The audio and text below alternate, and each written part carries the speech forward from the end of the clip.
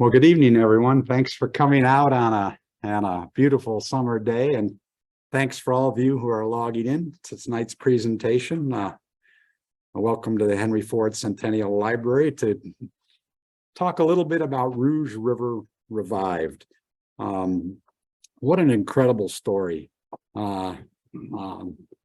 Just think of the watershed. I'm assuming, does everyone in this room live in the Rouge River watershed?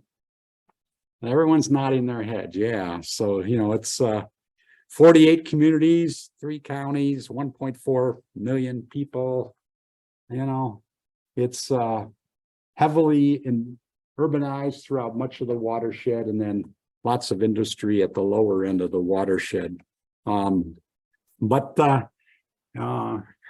it is an urban river, but it's been impacted heavily over time, and we've abused it. And we've overlooked it, and we've thought of it as a river that supports industry and commerce, and it's out our back door. We're not part of it, and all of that led to some very serious pollution problems. But before us, First Nations had a little different perspective. They viewed it as sacred. They had a close personal relationship with the river and had a sense of stewardship for it. But then, of course, the French came and they were looking for beaver to support the fashion design demand at that time for beaver hats, fur hats, and they had extirpated beaver over much of the European continent. And they came over to North America, the Great Lakes Basin, Michigan, and Southeast Michigan. And literally through harvesting of beaver, we extirpated them here locally as well. This is always an interesting map to look at. I remember going through school and you'd learn about the ribbon farms of Detroit on the Detroit River, but you didn't think about it on the Rouge River. And so here you see some of the ribbon farms on the Rouge River, where everyone needed access to water to be able to farm. And so, and then also you see all the meanders of. Yes. Sorry. Welcome, come on in. Have a seat. Yep, welcome. But you see the meanders of the river, and you see even at the mouth, I want you to remember this big meander. Just remember that, and you'll see some pictures later on. But then after the fur trade, commerce and agriculture were the next basis of the economy. And here you see some lumber mills on the Rouge River, and here's grist mills and sawmills and even shipyards at the lower end of the river because it had access to the Detroit River and the Great Lakes. And here's a picture from World War I, Eagle boats that were the first ships ever mass produced anywhere on the Rouge River. These were 200-foot long submarine chasers, pretty amazing. The history is just incredible. And of course, Henry Ford, the Fairlane Mansion is on the Rouge, and they had a dam there that did hydroelectric power for the mansion. But there were also 61 other dams. That's not the only dam on the Rouge River. And a number of them were hydroelectric to support the sort of cottage industries that Ford created. But these altered the flow. They changed the hydrology and stopped some fishes from reaching their spawning and nursery grounds. Of course, then there's a picture from the early 1900s. Henry Ford bought 2,000 acres of land to build the largest integrated factory in the world at that time, the Ford Rouge plant. And you can see the turning basin and the slip there. And then the lower river was dredged. The ships had to come in to offload all the materials, right? So they had to come in, offload, turn around, and come back out. And so that picture of all the meanders, that map I showed you of the ribbon farms where you had that big meander. And here's that meander right here. But then they dredged the Rouge River, right? They straightened it. They made a new mouth of the river. So historically, the upper side, this was the original old river mouth of the Rouge. And then once they built the channel, this is the new one. And so that literally, water would go this way initially. And when they did this, water comes in from the Detroit River. They reversed the flow of that channel. So literally it became an artificial waterway from that point on. And that's a picture that became Zug Island. It was like a peninsula before, and then it became an island. And then of course, with stroke of the pen, President Franklin Delano Roosevelt converted all civilian productivity to military productivity with one single purpose, and that was to win World War II. So literally, the Rouge complex produced Jeeps, aircraft engines, aircraft components and parts, tires. But there were other plants in Southeast Michigan as well. But World War II would substantially impact the Rouge River, and then the Rouge River would impact the Detroit River. So they quantified at the end of the war, 1946 to 48, how much oil and petroleum products was being released into the Rouge and Detroit rivers. So this is now dumped into the river. And that number was 5.9 million gallons. That's a big number, 5.9 million gallons of oil and petroleum products each year. It takes 1 gallon of oil to pollute 1 million gallons of water. So this volume of oil and petroleum products was enough to pollute the entire lower end of the Detroit River, all of Western Lake Erie, including all Ohio waters, all Michigan waters, all Ontario waters. So 1948 was a very cold winter, unlike what we had this winter. So much of the river froze over, and there was only a few pockets of open water and what was in there, but the oil. And so the ducks and geese came down and they landed in these open pockets of water that had oil into them. And they, of course, died. And a group of duck hunters from Wyandotte and Gibraltar and Trenton picked up these oil-soaked carcasses of ducks and geese, put them in their pickup truck, drove to Lansing, Michigan. That's the left-hand photo there. That's the capital. Started throwing them on the sidewalk, right? Threw them on the front steps, went to the front door, called a press conference and said, how dare you allow this to happen where we live, where we raise our families, the place where we recreate and call home. And today, these duck hunters are credited with starting the Industrial Pollution Control Program of Michigan. And this story is a historical marker at the Refuge Gateway. This story is told there. It's a pretty unique story. But we didn't learn from that, right? Here, you know, we don't learn. So we didn't learn. And then here, 1960 and 1967, we had a massive waterfowl die-offs from oil again. In 1960, it was 12,000 ducks and geese, and then 67, it was 5,400. And this is one of the archival photos of the conservation officer with the oil-soaked carcasses from that very time in the 60s, you know.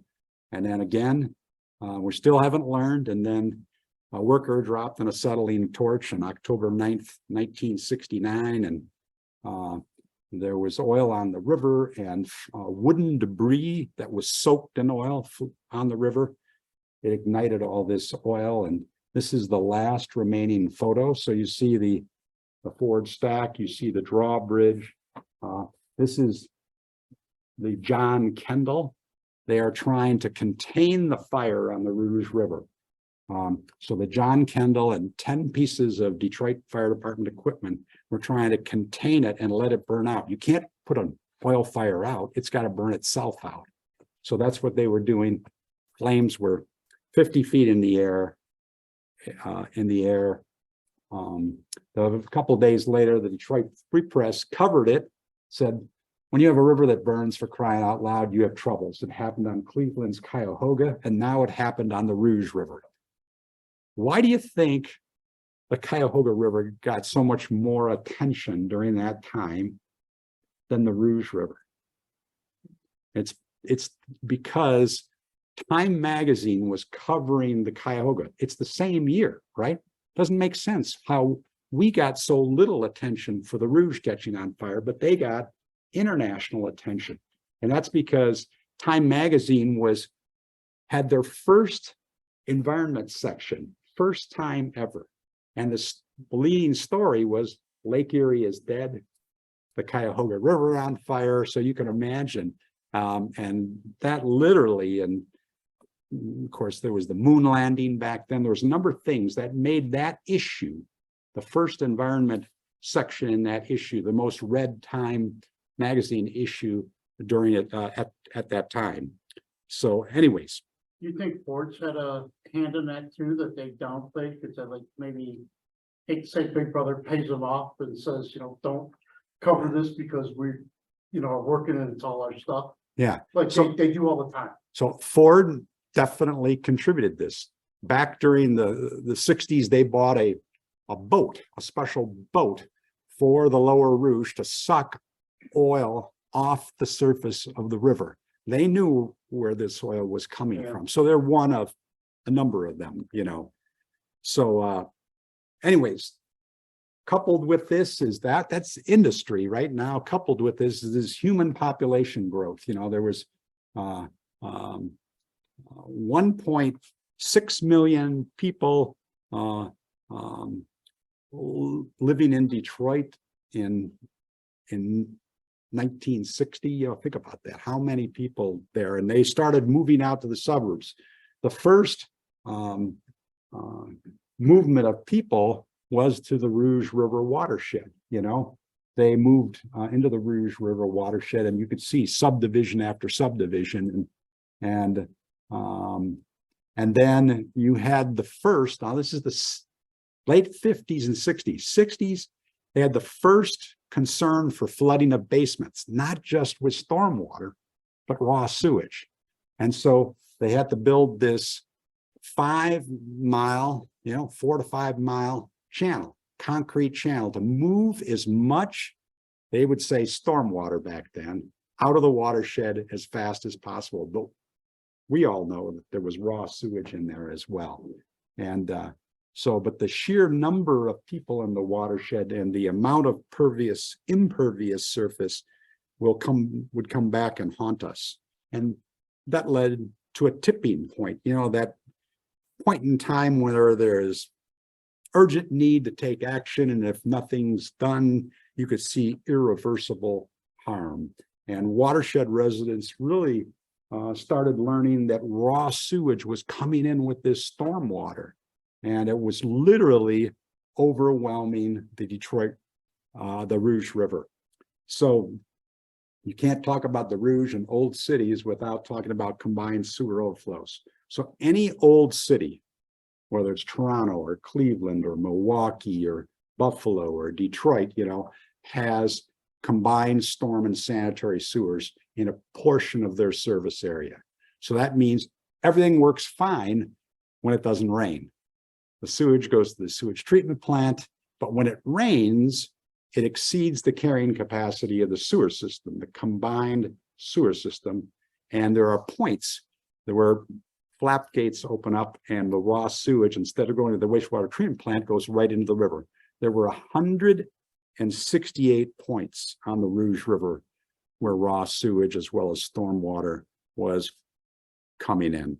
And what was contributing to that was this impervious surface, the amount of rooftops, roads, parking lots, sidewalks, everything. And so 23% of the watershed is impervious surface. That is a lot. And then this is one of the classic photos of the early 80s there from the News Herald that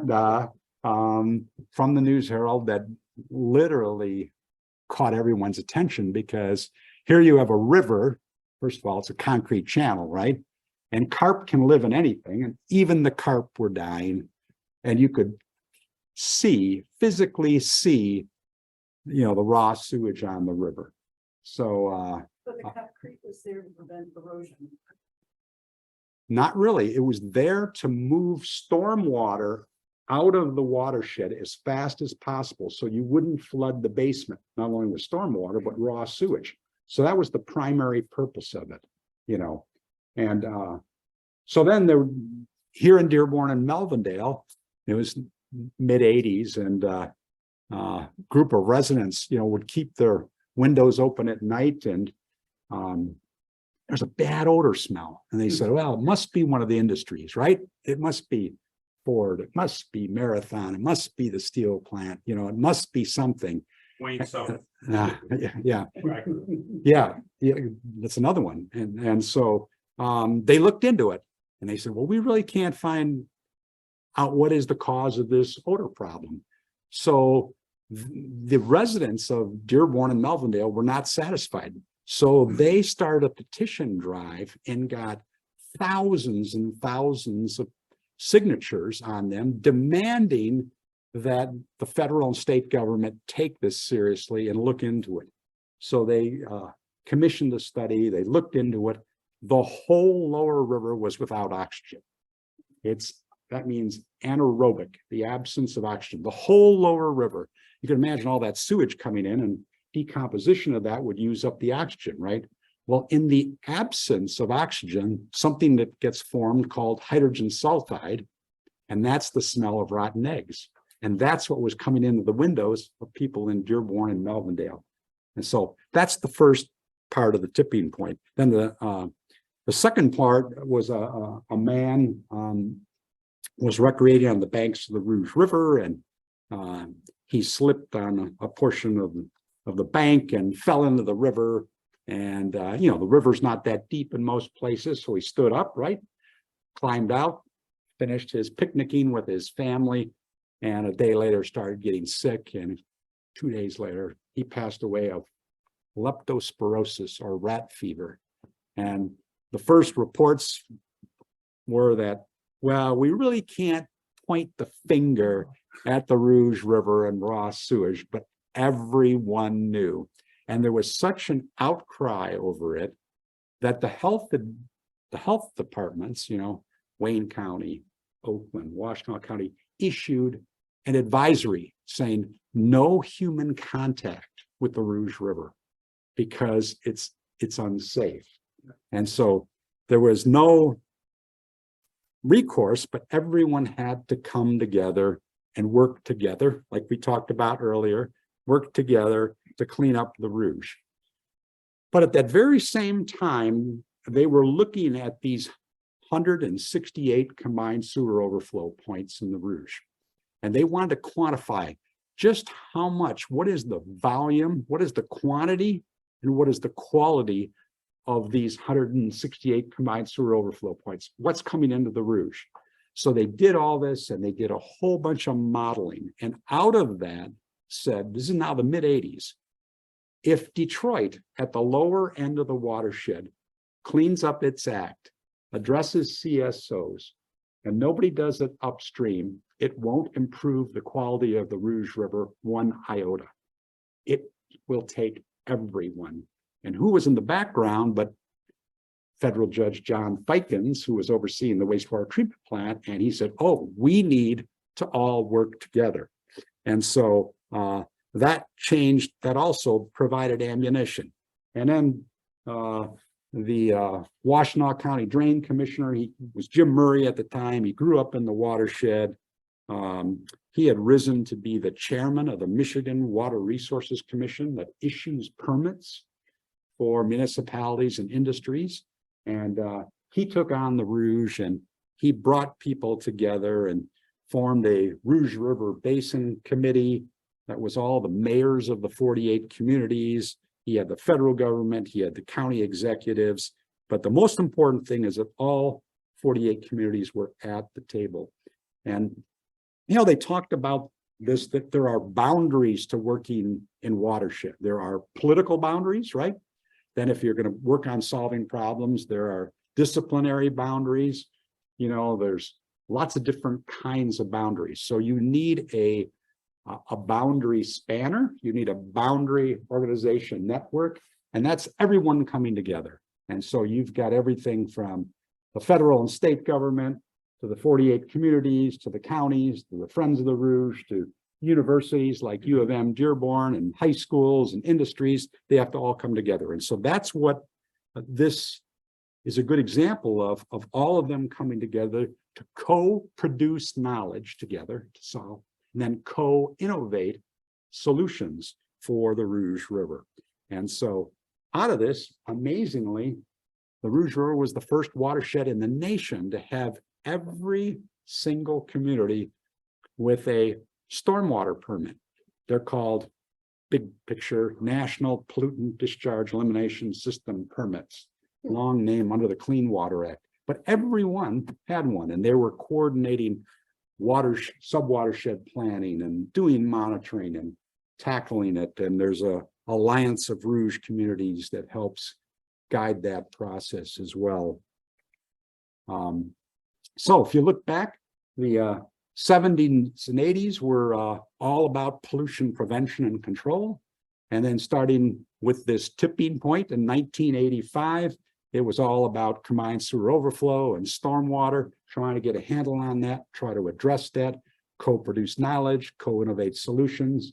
And then out of that, CSOs have been reduced from 168 now to 34. It's progress, but we're not there, right? And over $1 billion have spent on that in the watershed, 350 million of it coming from the federal government. And you can imagine the lower Rouge River with all that industry.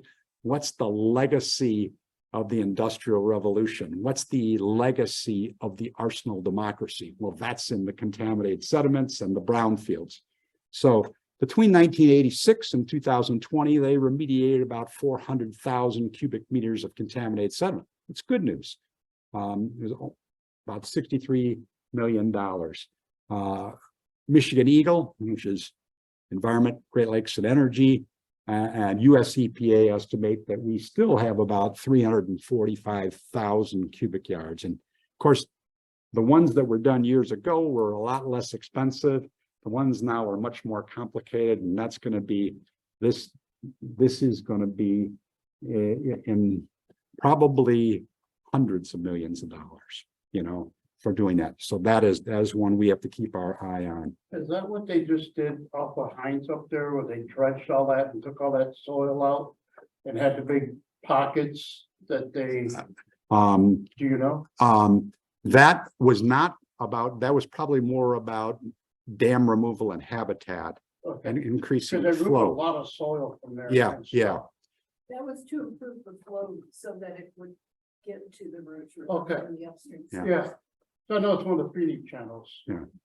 The target for contaminated sediment remediation is from the Turning Basin down to the confluence with the Detroit River. So it's truly the lower river. But there have been lots of habitat restoration projects, including the Danvers Pond Dam removal and actually restoring an old oxbow on the edge of Greenfield Village. You can see how it was filled in, and then they have indeed restored that as well. Here's a picture of the how fish now can get beyond the dam at Fairlane Mansion, and so this cleanup has led to improved water quality, sediment, and biological health. It's eliminated the obnoxious odors that were so prevalent in the mid-'80s. Remediation of contaminated sediments in Newburgh Lake, that was a big project, led to lots of improvements, and some of the health advisories were lessened. So there still are some health advisories, but some species are safe to eat. And then improved dissolved oxygen and the elimination of frequent fish kills of the 80s, and some limited recovery of the invertebrates that live in the sediments and the fishery and a return of peregrine falcons at the mouth. Just to show you one data set, in the vertical axis is the percent of dissolved oxygen measurements that meet the state water quality standard. So the higher the percent, the better for all of us, right? And so back in 1994 there, it was about 50% of the time did they meet the water quality standard for dissolved oxygen. And now you can see how the trend is up, and it's much higher in recent years. And so this is one station, but there are other stations that show comparable later. So we've seen improvements, but obviously we have much more to do to meet the long-term goals of restoring the physical, chemical, and biological integrity of ecosystems like the Rouge River. Major challenges: preventing pollution. An ounce of prevention is worth a pound of cure. When are we going to learn that, right? We have to learn that. We putting it in, letting it move downstream, all those things leads to all kinds of problems for future generations. We need to address urban sprawl. We need to reduce this impervious surface that I mentioned from 23% to what ecologists call for a 10%. They want 10% or less. So that's a big reduction. And then we've got to remediate this 345,000 cubic meters of contaminated sediment in the lower Rouge. We need to continue to rehabilitate and conserve habitats and biodiversities. We need to address climate change. It is the most compelling issue of our time. And this increasing intensity and frequency of storms is going to make these problems worse. So climate change is called now a threat multiplier, making some of these other problems more difficult to solve because of that. And then we need civic engagement that leads to a stewardship ethic. And in the middle of this, of course, is the amazing Friends of the Rouge. It's been around now for 37 years. That's reconnecting people to the water, getting them to have that firsthand experience through environmental education and citizen and community science to care for the Rouge. Their high school monitoring program has been amazing. Their bug hunts and frog and toad surveys and fishery monitoring is amazing, and the data now are being used to help make decisions. And they are one of the leaders of green infrastructure, building the rain gardens, building the bioswales, and everything else. They also think about the lower Rouge water trail, 23 miles on. Who would have ever thought that we would have a water trail? But again, reconnecting people to water, giving them that firsthand experience that can lead to helping solve the problems. Coupled with that is the Rouge River Gateway Project, which is businesses. You see on here Marathon, you see Ford Motor Company, you see DTE, you see others, cities and U of M, Dearborn, all working together to not only have a water trail, but have a series of greenways to interpret history there, to interpret natural resources and experience everywhere throughout the Great Lakes. When you do that, it leads to further improvements as well. So we are literally changing the perception of the Rouge River from that of a polluted river in the Rust Belt to an ecosystem that provides many ecosystem services or ecosystem benefits to all of us. This is my favorite quote about rivers. To deny the river is to deny the origin of a city. To rethink the river is to rediscover a unique opportunity to define urban places, join neighborhoods and communities together, and reconnect us to our landscape and our history. And that's so true for the Rouge River. And that's the end of my talk, and I'll be happy to answer any questions.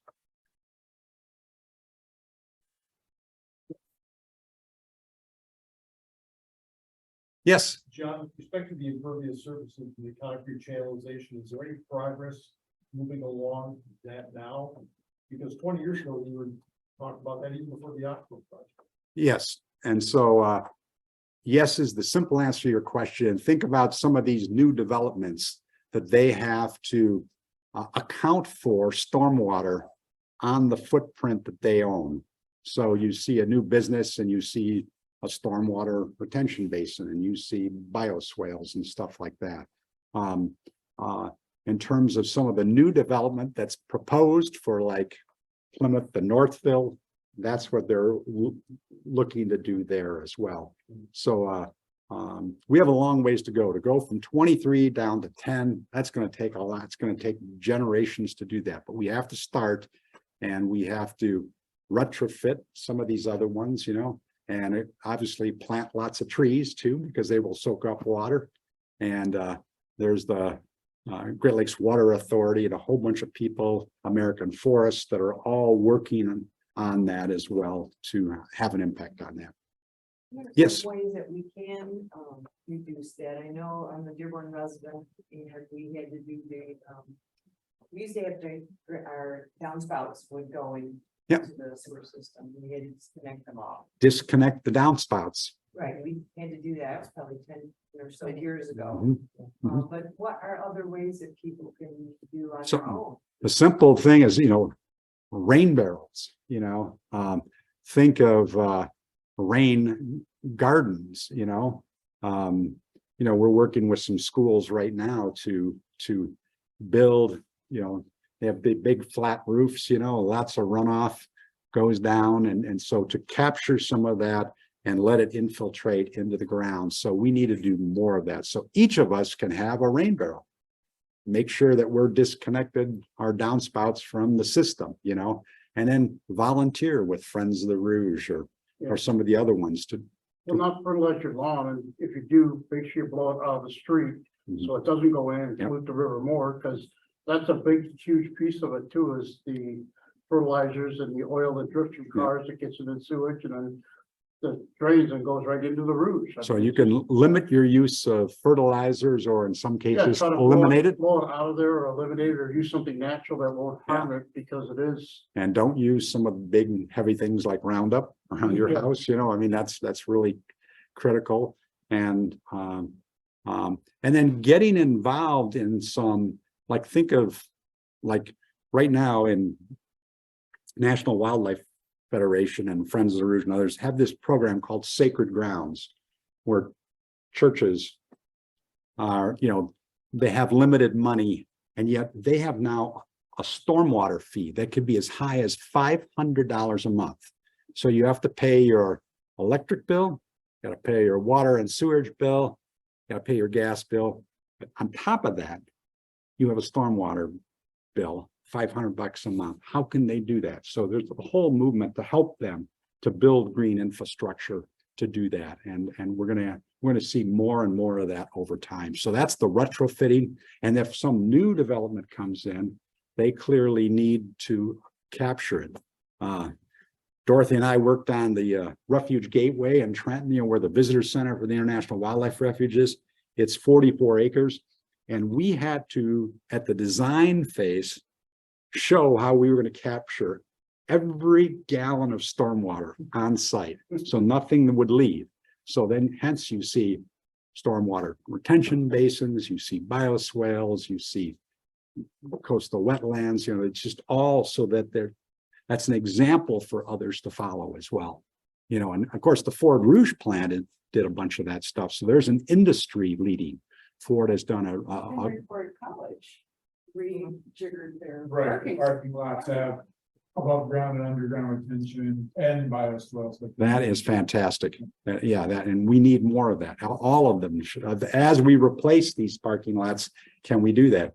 Can we have some permeable pavers? Can we have, you know, some amazing stuff that's going on throughout the world? You know, stormwater is a big problem, and it's getting worse with climate change, you know, and this increasing intensity and frequency of storms, and it's going to really affect the Rouge River watershed as well.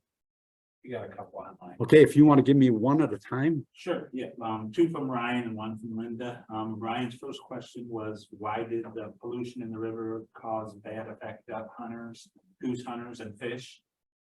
And then he had a follow-up question. So what, let me take them one at a time, because I won't remember the first one, if I work on the second one.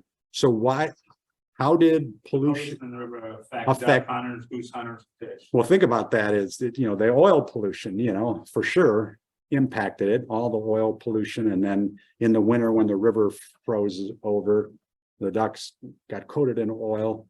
They can't thermal regulate and they die is essentially it. So there's oil pollution mortality was huge at that time.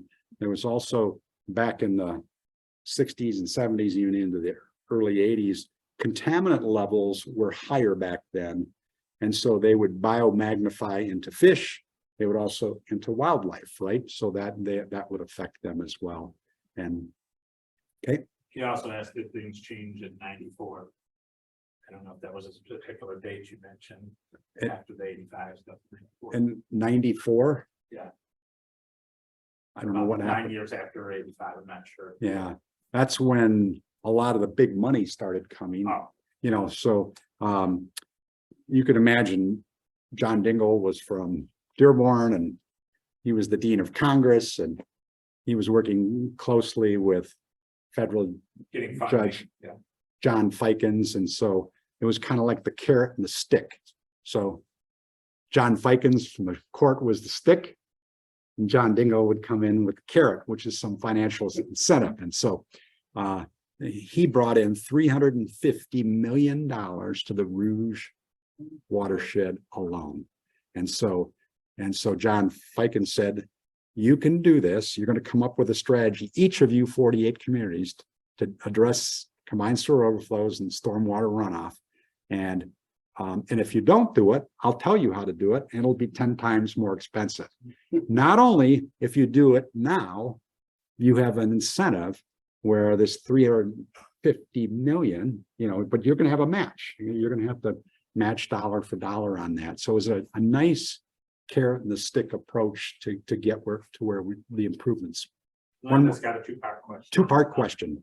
And that is, are there planned future projects coming? And the second part is, are they still planning to remove the concrete sides through Melvindale? I'm not sure if that's the stuff on that area. Yeah. They're one in Melvindale. I would say there's plans to tinker with the concrete channel, I mean, with that number of miles of concrete, it's no simple thing to just remove it, So they are gonna, they're looking at, they've got some plans to create some backwater habitat where fish on their way up or down can rest and along the way, and they can take it out and create little pocket wetlands, and that could add some oxygen to the river. So they're going to do a little bit with it for now.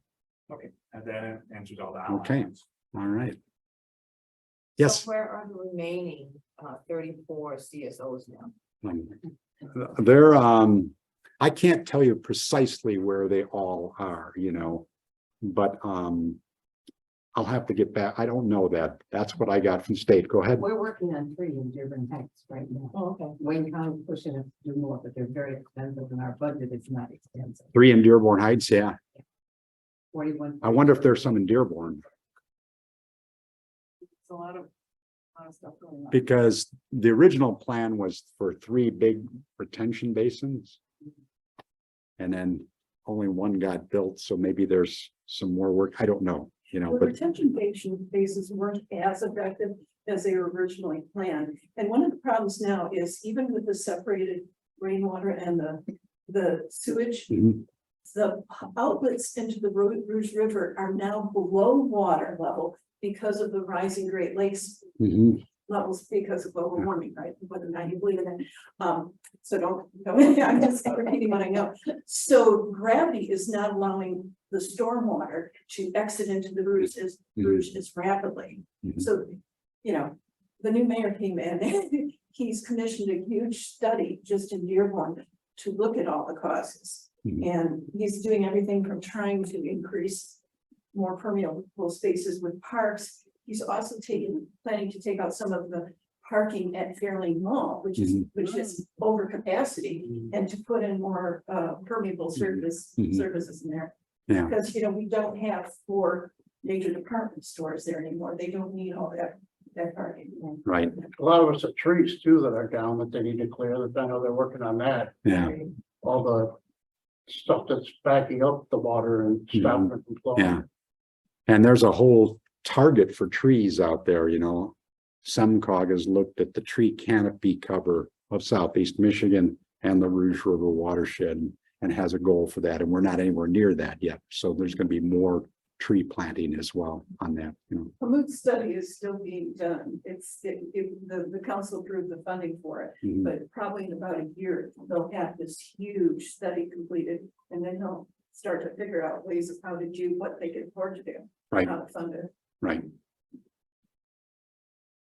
That, I understand that they're, part of the reason that the golf course, Stewart Hills was closed last year was because of overflowing the banks of the Rouge River.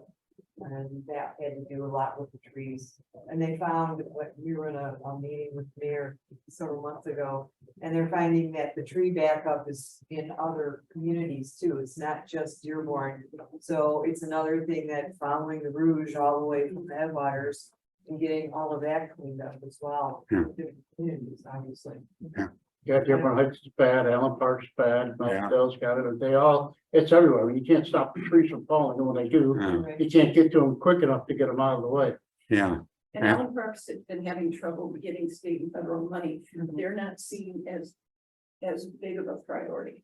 Their crises have not been as big as some of the other. Right, communities. but it all goes together hand in hand, so that's what they're obviously missing, but. Yeah.